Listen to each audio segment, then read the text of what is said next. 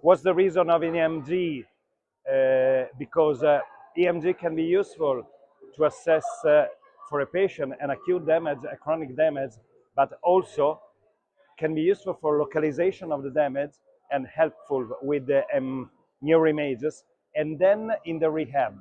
So when you follow the reinnervation of a facial nerve, you can communicate with the rehab doctor and choose the strategy. Can be the surgery or can be the therapy, the rehab therapy associated with botulinum toxin. So we have like a kaleidoscope of exam that we can manage in the facial territory, starting from IOM, from movement disorder, but we will focus on facial EMG and palsy.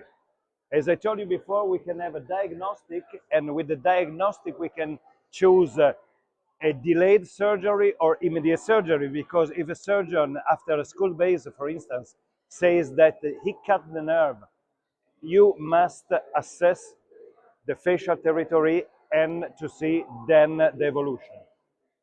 Or prognostic, as I told you before, for the rehab, and therapeutic with botulinum injection. We must distinguish between an acute patient and a chronic patient. Acute patients must be followed because we must see if we will find a recovery, in which time, and the quality of the recovery. The chronic patient is a patient that we must consider for a surgery. And the surgery in a chronic patient can be a direct graft or a graft with nerve and muscle. It depends if we find something alive in the muscle. This is the time for correct exam EMG, because there's no use to make a needle exam in the first days. We can do some conduction studies, the amplitude ratio from nasal nerve, or the blink reflex, or the transcranial magnetic stimulation. But the real quality of the exam starts after 3-4 weeks, because we can assess if we have an accident damage, and then we will have much more information about the recovery time.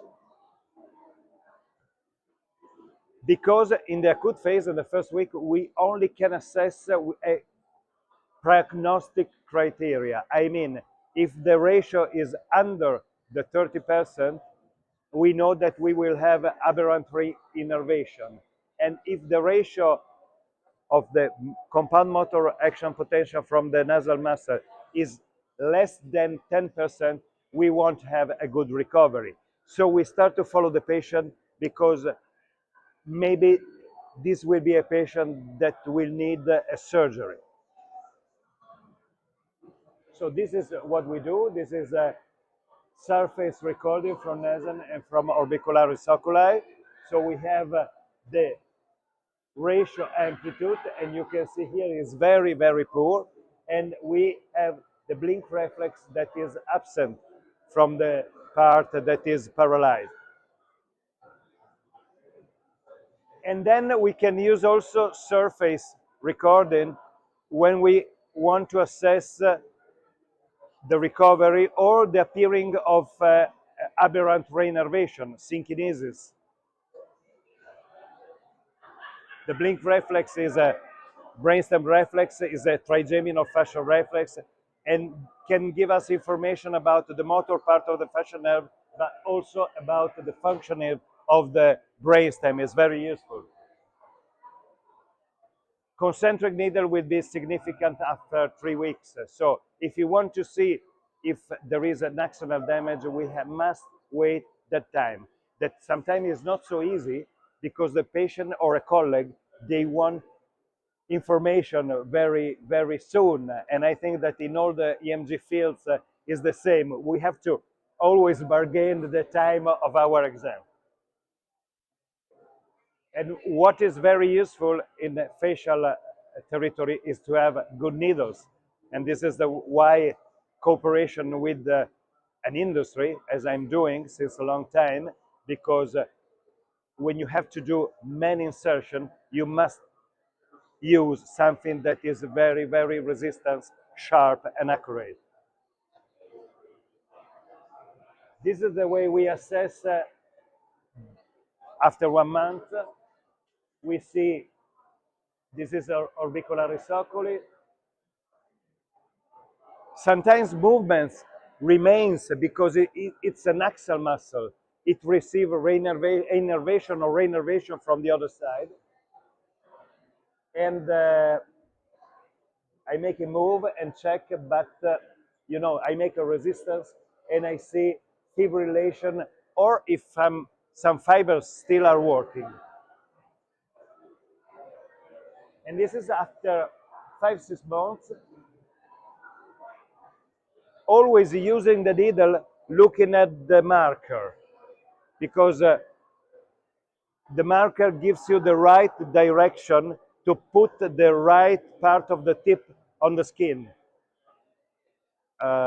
Our needles, they have it, and other competitors, they have, but we stress very much the fact that the marker is very useful to be seen.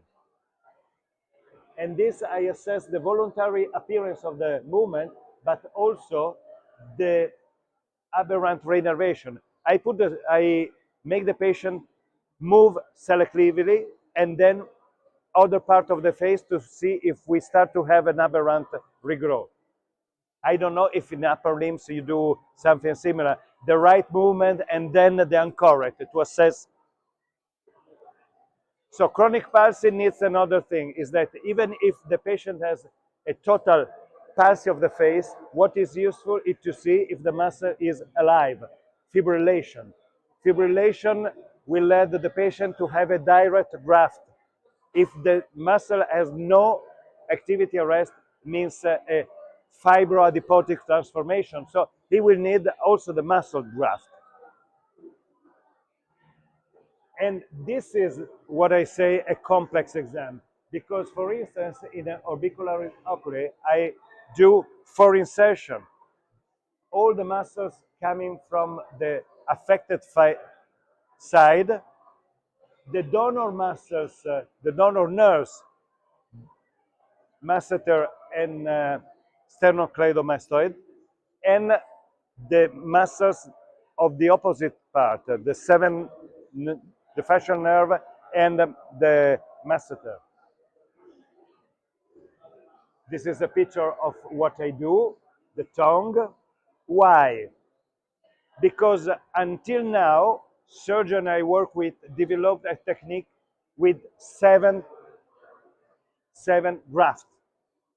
7 means masseter ipsilaterally, hypoglossal, accessory from the affected side, facial nerve, and masseter on the other side, to give again strength, symmetry, and spontaneous movement.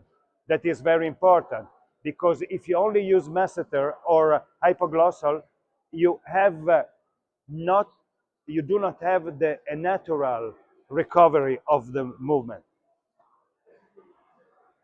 And then I can testify the regrowth, for instance, of cross-face anastomosis. I stimulate on the other side, and from the affected part that start to move again, I can record voluntary activity and motor potential. So this is useful for rehab, and also, I must be true, for scientific papers. This morning there was a very interesting session about laryngeal and facial EMG, and this very good for feedback and rehab to have a good small adhesive electrodes. They start to develop also a kind of matrix electrode that will be maybe useful to consider for rehab. But what is very interesting is botulinum toxin injections. And this is a field where I am really involved also in the thinking about new models of EMG needles, because we thought about a needle with the aesthetical dimension, like the needle they use in aesthetic medicine, but with the electric contact. So it's very small, very thin, but very useful in the space. Because when we have aberrant reinnervation, one face is very distorted. And one of the things that is very disturbing is the loss of the smiling, because all the vectors are subverted. A patient wants to smile but cries. Look here, she she's a teacher in music and she's smiling, but if you see the mouth, she's crying. And treating the downward vectors with the accurate therapy, with the right needle, will give again the smile. If you stop the depressor muscles, you will work on elevators. They need therapy to learn how to use botulinum toxin. I always say, I will treat you, but you must learn how to use it. So, to finish this short encounter, thank you for your attention, is that we must think that neurophysiology is not only a pure science we applied in practical, and cooperation with surgeons, cooperation with plastic and maxillofacial surgeons.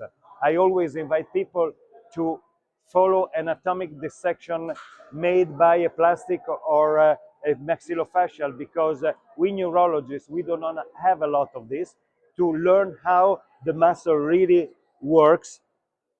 And now we have portable machines. We are thinking about very small machines that will be adapted to a specific duty, EMG, injection, and so on. And also in the face, to couple EMG with ultrasound can be useful, because they are brothers with different duties. I mean, you can choose the correct landmark on the skin with the ultrasound, and then with the needle you can reach the depth of the correct therapy or the correct exam of the exam. I think that that's everything. Thank you. Thank you very much.